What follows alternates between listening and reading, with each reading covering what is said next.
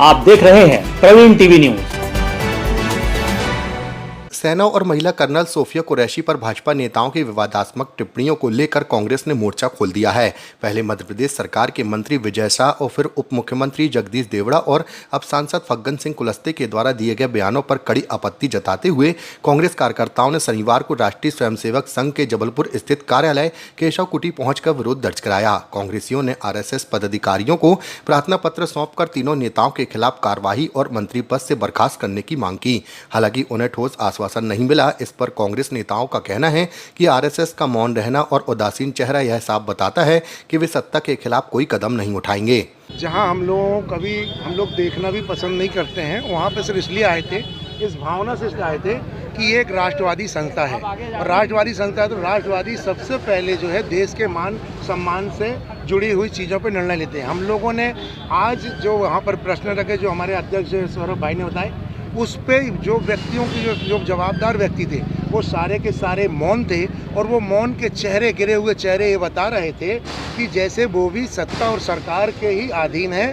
और उनके ऊपर किसी भी प्रकार का इनका कोई ना तो इनका प्रभाव है और ना ही ये कोई सत्ता सरकार के खिलाफ जा सकते हैं। और मैं आज आपको विश्वास दिला दूं, इतने के बाद भी जो मैंने आज यहाँ की स्थिति देखी है, मैं आज बहुत अपने आप में खुश भी हूँ और दुख भी हूँ। खुशी इस बात की है कि इनकी कोई स्थिति सत्ता सरकार में है नहीं। दुख इस बात की है कि इतने बड़े नाम को लेकर चलते हैं, राष्ट्र धर्म की बात करते हैं और कोई राष्ट्र और धर्म के प्रति इनकी कोई चिंता है नहीं। देखिए, मांग पत्र के मुख्यतः 3 बिंदु हैं, वो आपको मांग पत्र दे दिया जाएगा। महत्वपूर्ण बात यह है कि हम लोग सालों से सुनते आ रहे हैं कि राष्ट्रीय स्वयंसेवक संघ बोलता है कि हम एक राष्ट्रवादी संगठन है। चाहे सरहदों की बात हो, चाहे देश के अंदर की बात हो, हम राष्ट्र हित की बात करते हैं, राष्ट्र के लिए बात करते हैं। और जब राष्ट्र में इतना बड़ा युद्ध आया सामने, तब आरएसएस शांत रहा। जब उस युद्ध के बाद सरकारों के मंत्री इस तरीके के बयान दे रहे हैं, तब आरएसएस मौन है। तो हम लोग यहाँ पर आए थे आज उनका जो राष्ट्रवाद है उसकी उनको बोध दिलाने की। आप अपने आप को राष्ट्रवादी संगठन बोलते हैं।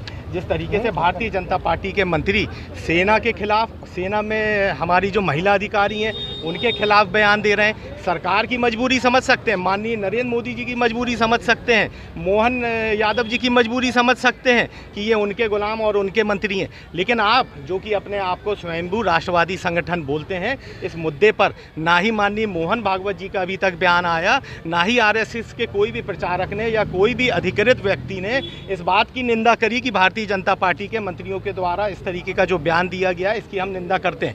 हम लोग यहाँ पर आज आए थे, आरएसएस के जो यहाँ पर प्रमुख होते हो, हम लोगों को इनका जो संगठन का ढांचा है वो नहीं मालूम, पद नहीं मालूम, तो उनसे हम लोग मांग करने आए थे कि आप नरेंद्र मोदी जी पर दबाव बनाएं कि इन बयानों की माननीय नरेंद्र मोदी जी निंदा करें। मोहन यादव जी पे दबाव बनाएं कि आपके मंत्रिमंडल में जो 2 मंत्री हैं जिनने इस तरीके के बयान दिए हैं उनको बर्खास्त करने का काम करें और जो आप अपने आप को राष्ट्रवादी संगठन बोलते हैं वो आप धरातल में यहाँ पर दिखाएं।